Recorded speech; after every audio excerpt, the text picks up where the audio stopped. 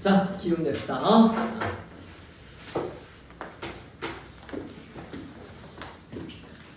이태준의 해방 전후 좀 뭐 달밤이나 이런 작품으로 접한 학생이 많을 텐데 어떤 이제 인간에 대한 뭐 따뜻한 그런 시선 이런 것들로 유명한 작품인데 이런 작품을 썼어요. 이렇게. 보니까 오늘 일제강점기 스페셜이네. 일제강점기에 또 이런 내용들이 써졌습니다. 자, 이 사람 소설은 어떤 방향으로 감상을 해야 하나? 178쪽에 4번 문제 보도록 합시다. 178쪽에 4번 문제 보도록 하자. 해방 이후 자전적 소설들, 그러니까 뭐 작가 자신을 모델로 해서 썼다는 말이지. 이 작가의 과거 아니야? 하고 의심될 만한 그런 내용이란 말이죠. 일제강점기 현실을 제시함으로써 민족은 있으나 국가는 존재하지 않았던 상황. 이거는 뭐 우리 국가가 먹혔으니까 우리 국가가 국민들을 위해 존재하지 않는다 이런 말을 하는 거겠지. 그렇지?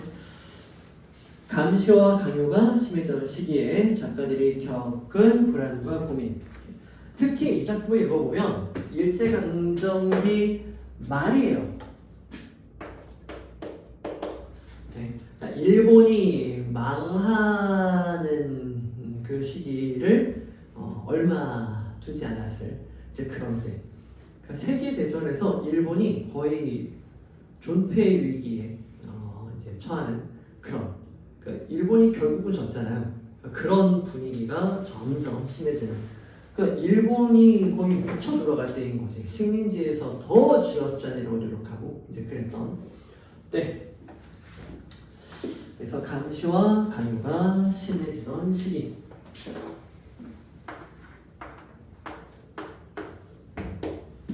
탄압과 착취가 이제 심해지던 이제 그런 시기. 작가들이 겪은 불안과 고민. 작가들은 방금 전 작품에도 봤지만 작가들은 불안과 고민 이런 게 심해졌단 말이죠. 의식주 같은 현실적인 생활의 곤란함. 방금 앞작품은 이제 그걸 핵심으로 좀 다뤘죠. 한 작가의 숙이라는 부제가 붙어있는 해방전후 역시 1946년에 해방 직후에 발표된 작품인데 주인공인 작가 현이라는 인물이 작가로 설정이 돼 있어요. 일제 탄압이 최고조에 달한 때 거의 이제 말기에 작가로서의 고뇌와 해방을 전후에 나타나는 인물의 의식 변모 양상을 이 작품을 읽을 때 포인트는 어떤 고뇌를 했으며 그 당시 지식인들은 어떤 모습으로 행동을 또 많이 했고 전후는 어떻게 성격이 또 변하는지 이 작품은 그렇게만 포인트를 잡으면 되겠네요. 그렇죠? 이렇게. 선택의 폭이 좁은 상황을 마주한 지식인 내면 의식 비슷한 말로 보기가 끝납니다. 자, 내용 들어가 볼게요. 본문 들어갑니다. 175쪽. 자, 현은 집을 팔지는 않았다. 큰 흐름은 이런 거고 섬세한 내용 파악에도 신경 써야지.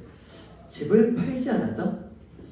구라파에서 유럽을 옛날에 이렇게 불렀어요. 유럽에서 제2전선이 아직 전개되지 않았고 태평양에서는 일본군이 아직 라바오를 지킨다고는 하나 어느 쪽 지명인지는 몰라도 되지. 수트 설명서에 보면은 이런 것들 막 해석이 잔뜩 달려있는데 사실 이 지명이 어디 있는지를 물어볼 리가 있겠냐. 그래서 그런 것들을 좀 하등 필요가 없다. 쭉쭉 선생님이 올려준 그 포인트만 좀 잡으면 돼요. 지킨다고는 하나 멀어야 2, 3년이겠지 하는 심산으로 집을 최대한도로 잡혀만 가지고 그러니까 집을 좀 잡히고 약간 돈만 좀 융통을 해서 서울을 떠난 것이다. 그러니까 멀어야 2, 3년이겠지. 이게 무슨 말이냐면 현이 짐작하기에 2, 3년 내로 서울 집으로 다시 돌아오게 될 것이다. 이렇게 말하고 있는 것입니다. 그러니까 일본이 길어봤자 2, 3년 갈 것이다. 그러니까 일본의 폐색이 좀 짙어지고 있는 상황이고 내가 2, 3년 피해 있다가 오면 되겠지? 이렇게 생각을 했다는 거예요. 그곳 공의, 약간 공적 이사라고 보시면 되는데 의사들 중에 공무원처럼 일하는 의사들도 지금도 있죠. 지금도 있어요. 여기 가까이 있는 원자력병원 아니? 거기 있는 의사들은 약간 공무원처럼 약간 봉사들 그렇게 일해요. 개인 병원 차려서 막 이게 돈 하는 이제 그런 사람들하고는 조금 다릅니다. 이렇게 뭐 개인 병원을 차린다고 다 그렇진 않지만 개인 병원 차린 사람 중에 의술행위보다 이렇게 약간 개인의 영리 이쪽으로 좀 포인트를 둔 사람들이 좀 있을 수 있는데 이제 공무원처럼 일하는 의사가 있는데 그런 의사예요. 공의를 아는 것이 반연으로 얽힌 인연으로 강원도 어느 산읍으로 간 거예요. 즉 현은 강원도 쪽으로 도피를 한 거고 왜 하필 그쪽이었나? 아는 의사가 있었던 겁니다. 그래서 그쪽으로 간 거예요. 철도에서 80리를 버스로 들어오는 곳 되게 한적한 곳으로 들어간 거야. 예전에 현감이나 있던 곳, 사또 뭐 이런 지금은 면소와 주재소뿐의 한적한 구 막 이렇게 막 번성하고 이런 곳이 아니야. 어느 시골서나 공인은 관리들과 무관하니 이거 단어 뜻 좀 착각하지 않게 무관하다는 말이 관련이 없다는 말이 아니라 이제 허물 없이 지낸다는 말이에요. 허물 없이 친하게 지낸다는 말이에요. 무엇보다 그 덕으로 징용이나 면할까요. 징용이나 면할까함 강원도로 도피한 이유 첫 번째 내가 알고 있는 공의와 연관이 있는 곳으로 간 거거든. 근데 그 공의가 웬만하면 관리들하고 친할 때가 많아. 그러니까 친일 관리들한테 이렇게 손을 써서 내가 징용으로 끌려가는 거나 좀 피할 수 있을까? 이런 의도도 하나 있었다는 거지. 그래서 아는 공의가 있는 강원도 쪽으로 간 겁니다. 자, 여기서 추론. 그 당시에 우리나라 대부분의 남자들은 징용으로 끌려갔었다라는 걸 알 수 있는 거죠. 그렇죠? 그러니까 이걸 피하는 것도 중요한 이유였던 거예요. 다음으로 작곡의 소산진이 식량 해결을 위해서요. 그러니까 먹고 살 게 좀 있겠지 하는 끼니 걱정도 해야 되는 것이었고요. 이게 두 번째 이유, 식량 해결. 그러고는 가까이 임진강 상류가 있어 낚시질로 세월을 기다릴 수도 있음. 또 현이 곳을 택한 이유, 낚시질로 세월을 기다릴 수 있음. 이게 강원도로 도피한 세 번째 이유입니다. 그러니까 여기서 알 수 있는 이 작품의 포인트겠지. 일제강점기의 현이 보인 태도, 도피적이에요. 그렇죠? 도피적. 세월의 한복판에 뛰어들어서 막 일본하고 싸우거나 이런 게 아니라 그냥 도피하고 있는 거죠. 그렇죠? 도피적, 소극적 태도를 보이고 있는 것. 이렇게만 파악이 되면 그 다음부터 독해가 더 쉬워지죠. 오케이. 곤란한 시대에 현은 되게 도피하는 삶을 택했습니다. 그리고 A파트, 그러나 와서 실정에 부딪혀보니 이 세 가지는 하나도 탐탁한 것은 아니었다. 그러니까 세 개의 이유 다 잘 이루어지지 않았다는 거예요. 면사무소인 상장이 10여 개나 걸려있는 모범 면장으로 면의 장이야. 그러니까 일제강점기에 한 자리 차지하고 있는 정치인이었단 말이지. 면장으로 나라에선 상을 타나 백성에겐 그만치 원망을 사는 이 시대의 모순을 이 면장이라고 예외일 리 없어. 그러니까 인물 파악해야죠. 그래서 나온 면장이라고 하는 존재는 좀 친일 정치인이에요. 친일 관리고요.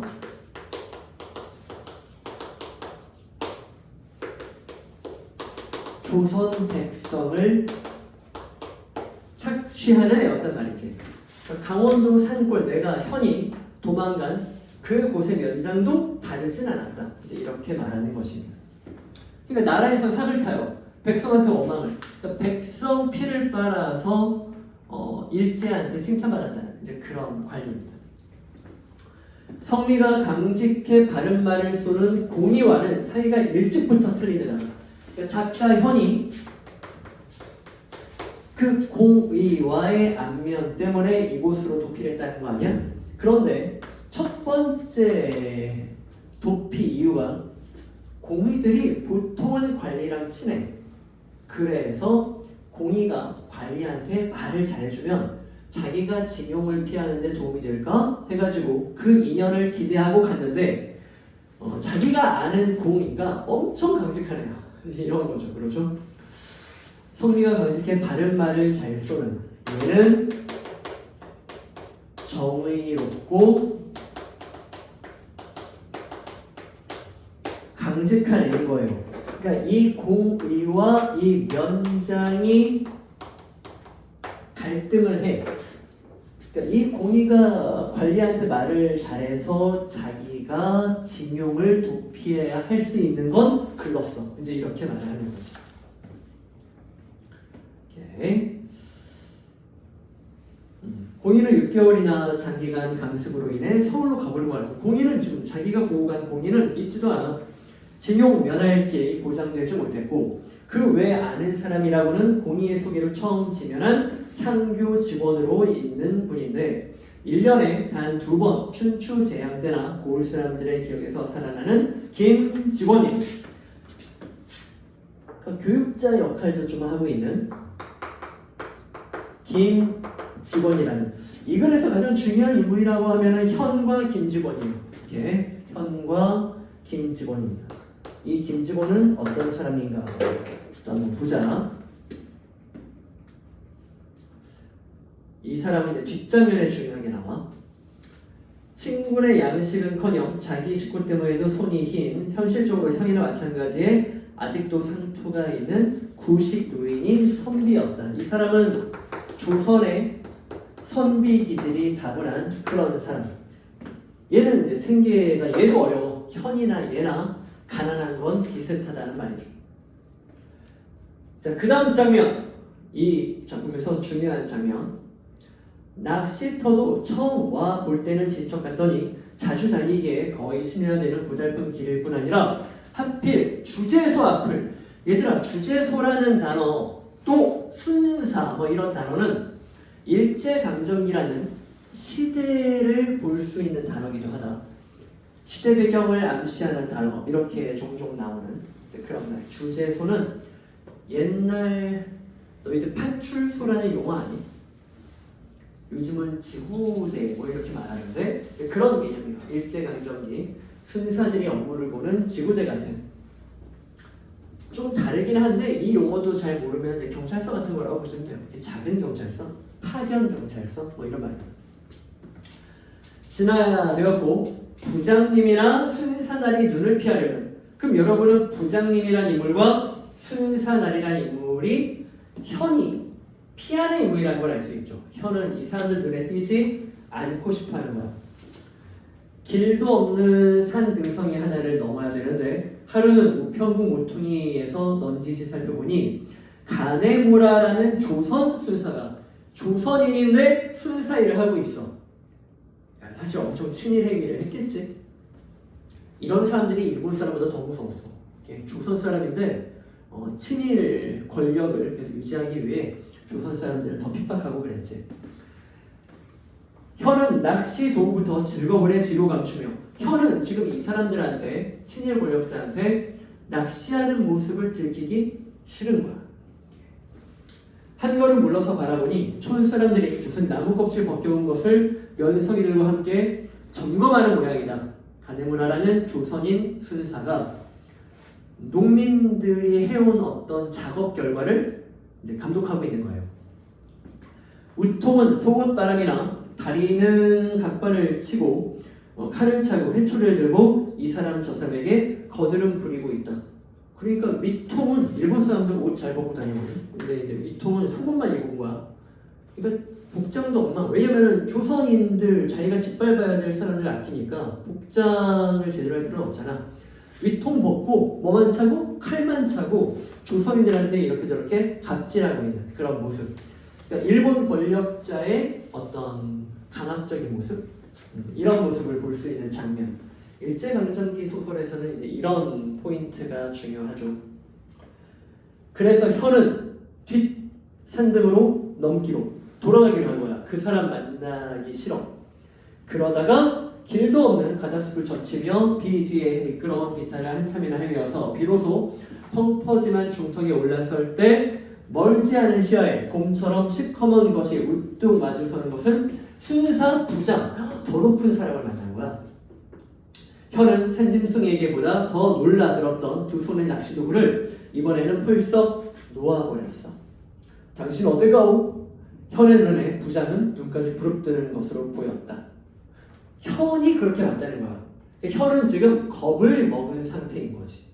그 사람이 자기한테 눈을 부리부리 뜬 것처럼 보였다는 거야. 현은 굳어버렸어요. 오케이. B 부분 세 번째 줄.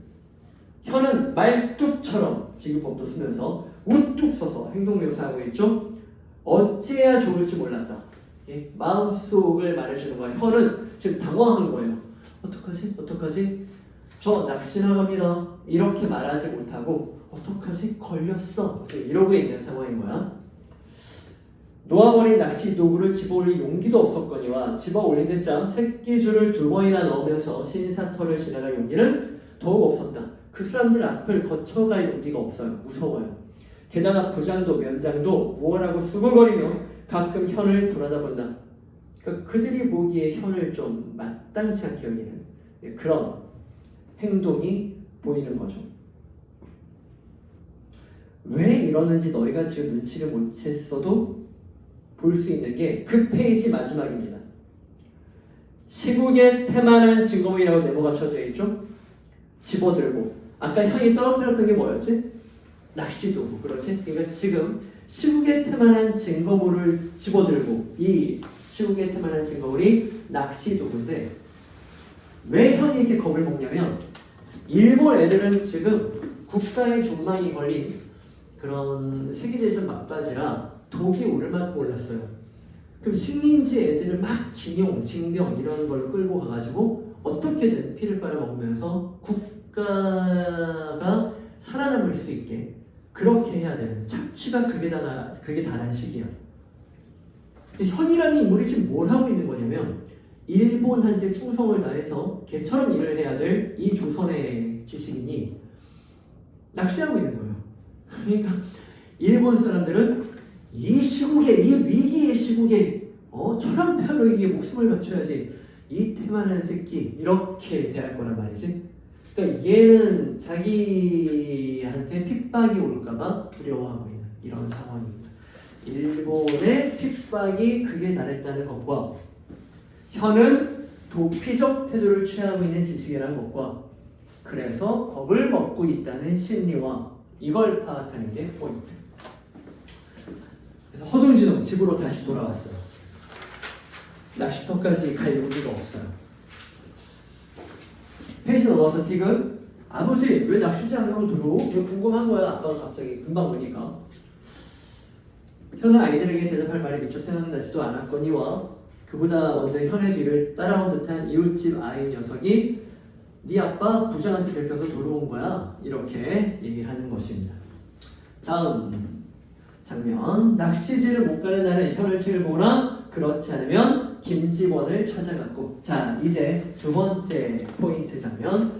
김직원이라 인물 나와요. 이 작품의 현 말고도 또 핵심 인물이죠. 김직원도 현이 강연하지 않았음직한 날은 강의 낚시하러 가지 않았음직한 날은 을에 찾아왔다. 상종한다기보다 상종한다는 말은 이제 친하게 지낸다는 말인데 모시어 볼수록 깨끗한 노인이요. 현은 김직원에게 좋은 인상을 가지고 있어요. 이 사람은 깨끗한 인물이에요. 이 골에서 엄연히 존경받아야 할 옳은 유일한 인격자고 지사였다. 얘는 인격자면서 지사. 얘들아 일제강점기시에서 어떤 작품을 지사적 태도 이렇게 말할 때가 많은데 지사가 뭐지? 독립지사. 그럴 때 지사야. 높고 고결한 뜻을 가진 그런 선비다운 인물로 가진 이제 그런 사람을 지사라고 해요. 김직원은 뭐 우국지사 그렇지 뭐 이런 그런 민족 정신이 높고 고결한 그런 정신을 가지고 있는 사람이었어요. 그걸 알 수 있는 말이 내일에서 두 줄 내려와서 김인현 3.1 운동 때 감옥 시절로 서울에 끌려왔었을 뿐. 그러니까 얘는 3.1 운동을 했던 사람이에요. 민족 정신이 투철한 사람입니다.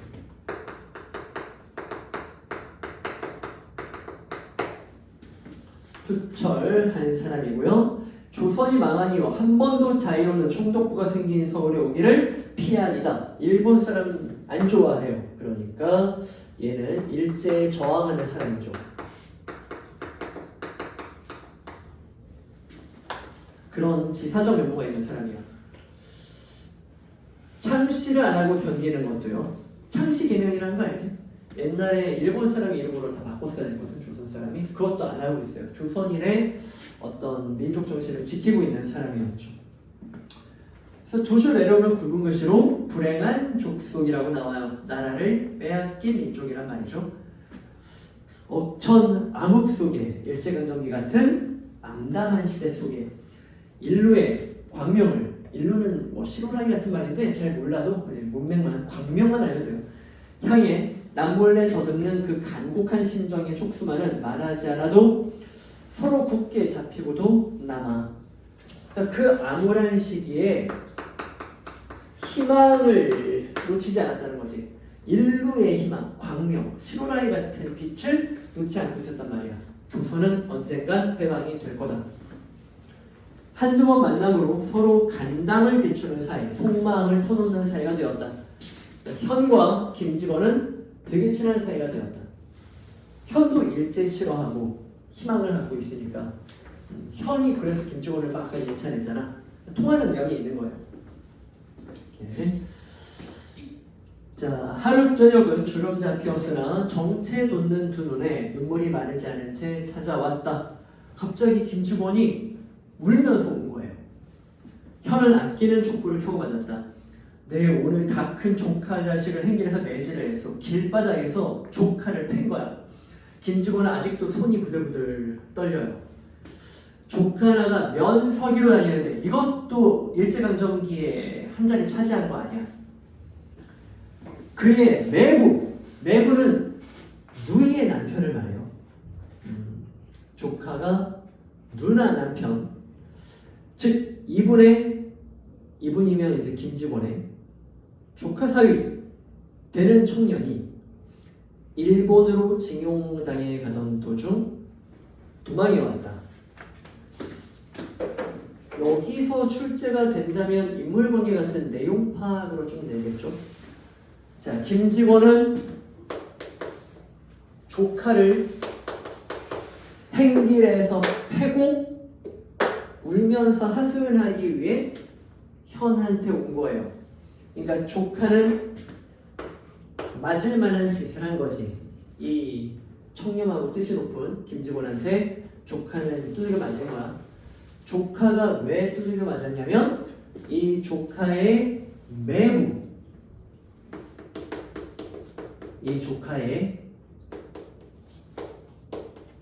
매부, 누나의 남편이야. 그럼 정말 친하게 지내야 될 거 아니야. 이 조카의 매부는 김직원한테 이제 조카 사위 이런 격일 텐데, 조카의 매부 청년이 일본으로 징용당해 가던 도중에 도망해 왔다. 그러니까 이 조카의 매부를 지금 청년이라고 부르고 있는 것이고요. 이 조카의 매부가 징용 끌려가는 중에 일본의 어떤 잔혹함을 보여준다고 되는 거고, 징용 도중 도망을 한 겁니다. 매부가 튄 거야. 끌려가던 중에 탈출을 시도한 거야. 몸을 피해 처가에 온 것을 이곳 면장이 알고, 이 나쁜 놈 친일파, 얘가 눈치를 챈 거예요. 그 처남더러 잡아오라 했다. 처남이 누구예요? 그 처남, 조카의 매부가 이 청년이니까 그놈 처남더러, 그러니까 이 조카를 말하는 거예요. 네. 얘한테는 이 청년이 매부인 거고, 이 청년한테는 이 조카가 처남이 되는 거죠. 네. 그런 사이야. 얘한테 잡아오라고 한 거야. 근데 일본 놈들도 미친놈들 아니야. 가족이 가족을 잡아오라고 시킨 거예요. 이렇게 정말 비인간적이죠. 이 김이란 매부 청년은 산으로 뛰어 올라갔는데 천암 청년이 조카요. 김직원 조카. 경방당의 응원을 얻어 산을 에워싸고 토끼 잡듯 붙들어나 주재소에 넘긴 것이었다. 이 새끼도 친일 권력의 일부는 이제 그러내고요. 일제강점기 면서기까지 한 자리 차지하고 있으니까.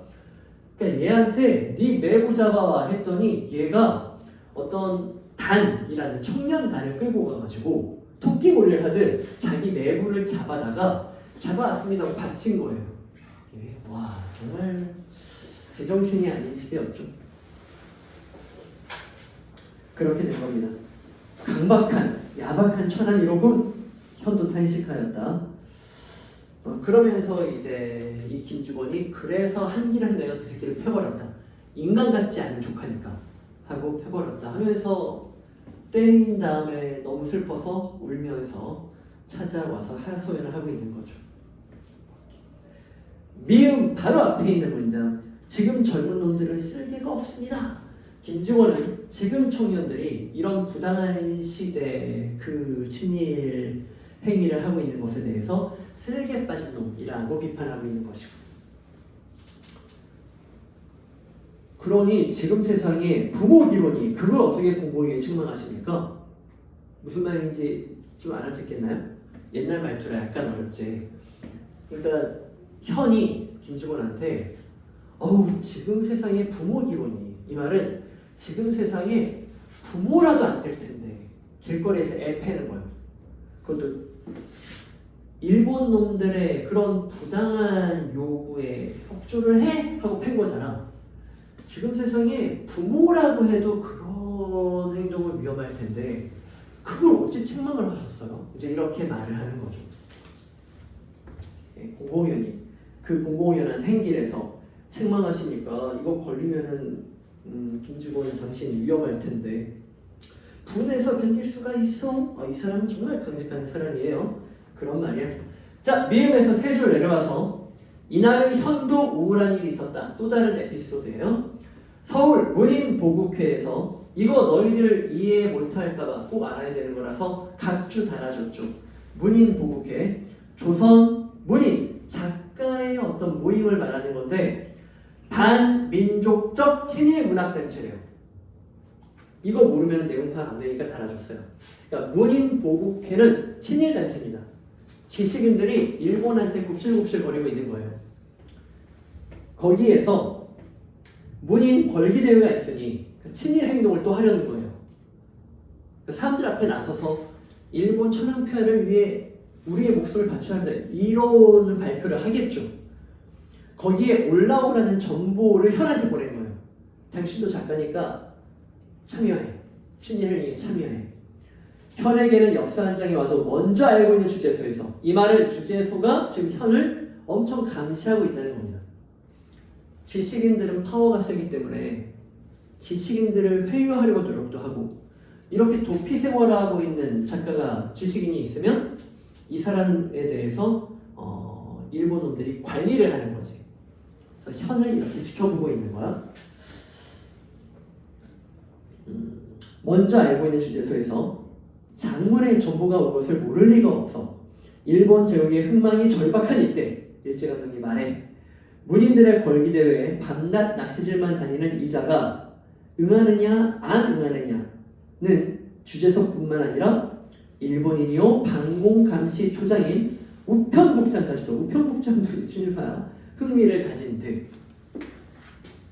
그러니까 일본 놈들이 보기에, 방금 전에 그거 이해했어? 일본들 보기에 시국이 이렇게 일본한테 불리한데 이런 조선의 작가들이 일본을 위해 친일 행위를 해줘야 되는데 이 현이라는 놈은 갑자기 강원도에서 밑을 박혀서 낚시를 하고 있네. 마음에 안 들어. 이러고 있으면서 감시를 하고 있는데 친일 행위를 하라고 어떤 회에서 얘한테 정보가 오가요. 그러니까 이쪽에 있는 친일파들은 다 관심을 갖는 거지. 현 가야지. 일본을 위해 힘써야지. 너 여기서 이러고 있으면 안 되잖아. 빨리 거기 참석하러 서울로 떠나야지. 이렇게 관심을 가졌다는 말이에요.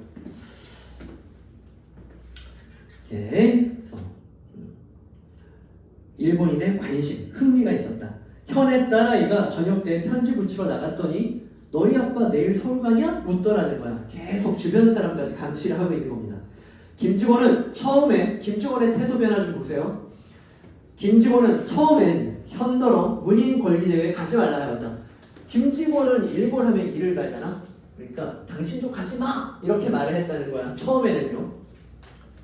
가지 말라는 말을 들으니 현은 가지 않기가 도리어 겁이 났다. 여기 내용파 섬세하게 현은 일본 싫어하는 건 김직원이랑 같아요. 조선 민족의 앞날에 희망을 갖는 것도 같아요. 그래서 간담을 나누는 사이가 되긴 했어요. 근데 결정적 차이가 있죠. 얘는 완전히 감성이고요. 현은 겁이 많아요. 도피적이고 소극적이지. 그러니까 김직원이 가지고 가지 마! 이렇게 말했어, 처음에. 그러니까 현은 가야 하나? 이렇게 겁이 나는 거야. 왠지 버티는 게 무서운 거예요. 그래서 얘는 가지 않기가 도리어 겁이 났다. 현의 나약한 마음, 이런 것도 엿볼 수 있는 부분이었고요. 다음날 두 번째, 그 다음에 세 번째 좌우간 답변을 하라 라는 독촉 전화를 정보를 받았다는 거예요. 이걸 안 김직원은, 독촉을 당했다는 걸 안 김직원은 현을 찾아옵니다. 자, 태도 변화 보세요. 우리 따위 노곤한 늙은 것들이야 새 세상을 만난들 무슨 소용이 일까만. 현공 같은 젊은이는 어떡하든 부지했다가 그의 한몫 맡아주시오. 자, 새 시대가 올 거야. 우리 같은 늙다리들은 새 시대 못 봐도 돼. 당신같이 젊은 사람들은 새 시대를 볼 거거든. 그러면 지금 지조를 시킨 게 중요한 게 아니라 어떻게든 부지했다가 목숨을 건졌다가 새 시대가 오면 당신 같은 사람이 한몫해줘야 될 거 아니야? 그러니까 지금은 살아남는 데 집중해. 이렇게 말했다는 거지. 김직원이 작가 현한테 조언을 해준 거예요. 지금은 살아남는 거에 집중해. 아까 보기에서 이 소설이 좀 자전적인 소설이라고 했던 거 기억하죠? 어떻게 보면 자기의 나약했던 모습을 일제강점기 지식인들 중에 이런 사람이 많았어라는 자기 고백이기도 하고요.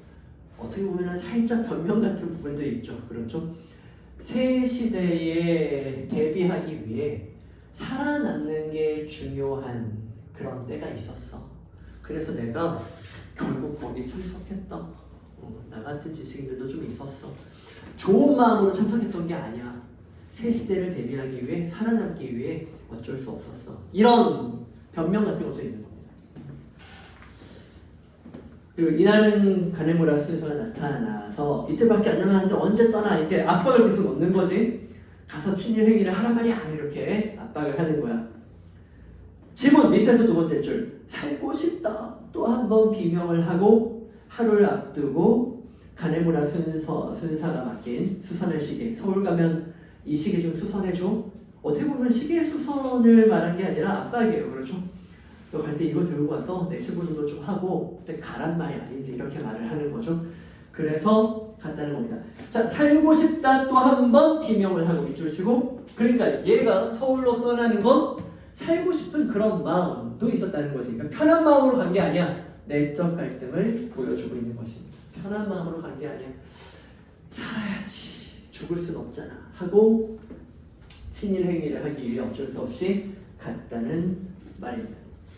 오케이. 자, 나오진 않았지만 그리고 이제 일본은 망해요. 오케이. 그리고 해방 후에 현은 어떤 모임의 장을 맡으며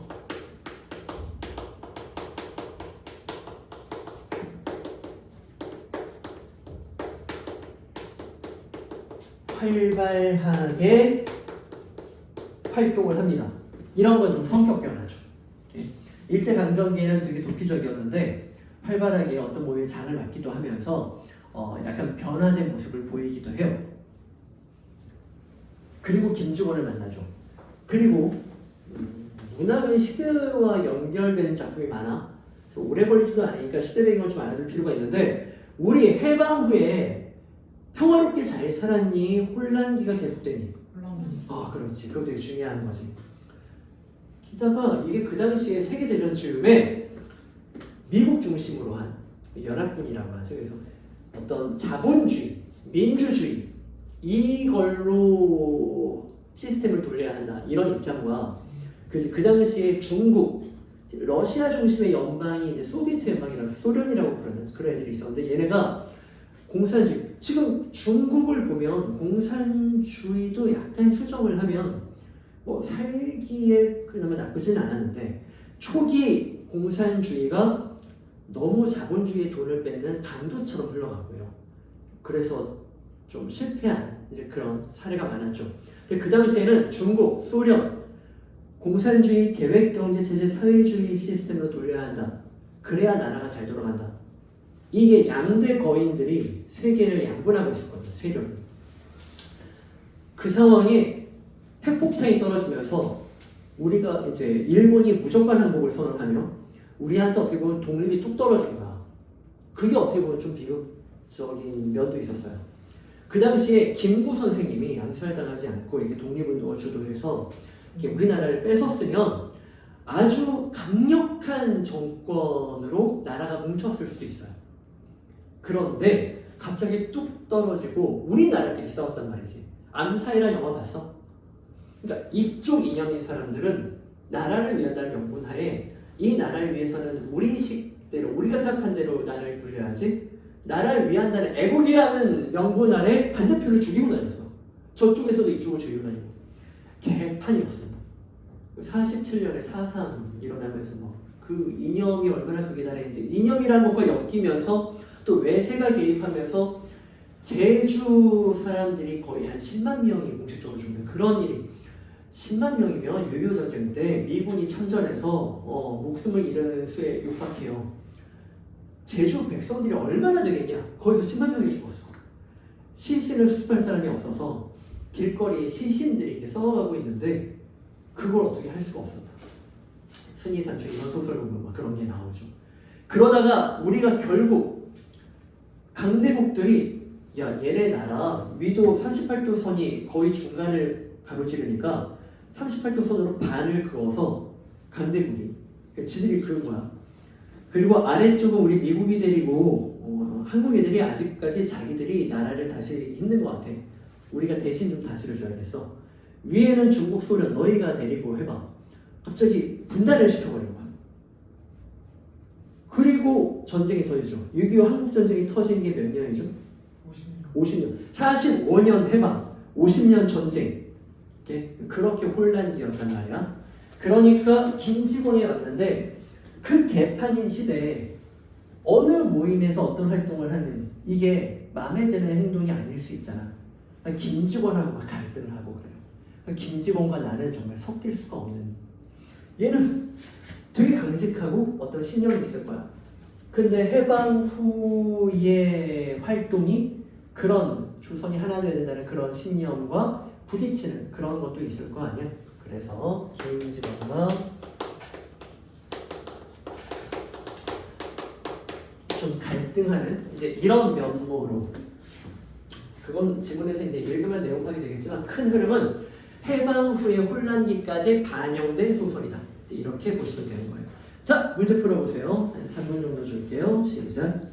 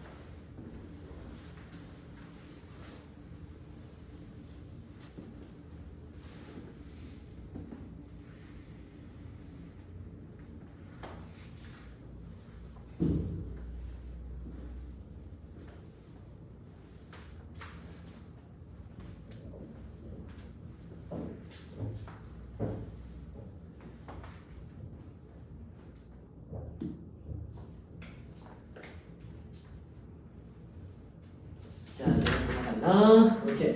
첫 번째 문제 답은 4번. 희화화라고 하는 게 뭐죠? 이거 종류가 나오는데 우습게 그려냈다는 거예요. 오케이, 웃기게 그려냈다는 거야. 언제나 풍자성을 띠진 않지만 좀 대부분 비판을 할, 풍자하고 싶은, 비웃고 싶은 대상을 아주 우습게 바보처럼 멍청이처럼 이렇게 그려놓습니다. 예. 그리고 정말 순수하게 재미를 주기 위해 풍자성 없이 희화화하기도 하고요. 근데 웃기게 표현하려고 노력한 모습은 우리 머릿속에 지금 남아있는 게 하나도 없죠. 그래서 희화화 보는 순간 땡 이렇게 했어야 되고요. 2번 문제 답은 3번. 그렇지. 그 아빠 왜 와요? 이제 이 말은 동행을 해서 이렇게 자기만 돌아온 게 아니라 집에 있다가 아빠가 일찍 오길래 무슨 일이에요? 왜 와요? 이제 이렇게 말한 거예요. 3번 문제 답은 5번. 그렇지. 낚시 도구가 김직원으로부터 뼈아픈 충고를 듣게 되는 직접적 계기. 낚시 도구를 계기로, 계기는 어떤 행동, 사건의 직접적 원인이라고 했잖아. 낚시 도구 때문에 김직원한테 충고를 듣는 건 아니고요. 뭐 마지막에 김직원이 당신은 지금은 살아남는 게 일단은 우선인 것 같아 라고 김직원이 태도를 좀 바꿨는데 그걸 뼈 아프다고 할 수 있나? 하여튼 낚시 도구 때문에 그런 조언을 했던 건 아니니까 조언이라고 할 만한 게 마지막 부분밖에 없잖아. 4번 문제 답은? 3번. 그렇지. 거기 보면 살아남기 위해서는 후회할 행동이라도 할 수밖에 없었던 김직원이라고 나오는데 김직원이 자기 조카를 팬 건 살아남기 위해서 한 게 아니에요. 그렇죠? 후회도 안 했어요. 그냥 인간 같지 않은 짓을 해서 팬 거예요. 오케이. 그렇게 볼 수 있습니다. 질문! 됐나? 좋았어. 하나 더. 이제 고전 갑니다. 고전 3강. 잠깐 끊고